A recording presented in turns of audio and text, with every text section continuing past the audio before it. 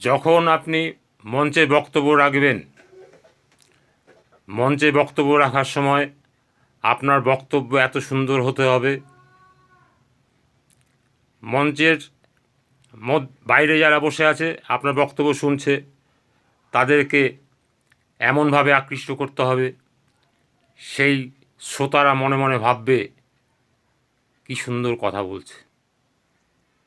এইরকম যদি আমার দাদা হতো, অনেকে মনে মনে ভাবছে এইরকম যদি আমার ভাইটা হতো, অনেক মা মনে মনে ভাবছে এইরকম যদি আমার ছেলেটা হতো, অনেকে মনে মনে পরিকল্পনা করবে কী সুন্দর বলছে, আমার ছেলেটা যদি এইরকম জায়গায় যেতে পারতো।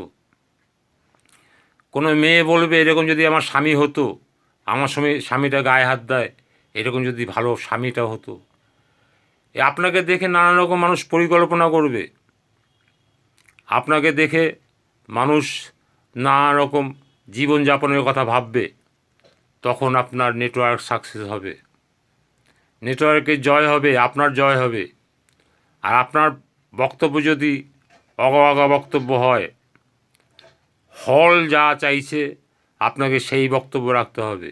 আমি অনেক দিনই মনে মনে ভেবেছি আমি এইগুলো বলবো, এইগুলো বলবো, বাড়িতে ভেবেছি আজকে বড় মিটিং, 200-250 লোক হবে, আমি এইগুলো বলবো, কিন্তু সেটা আর বলা হয়নি।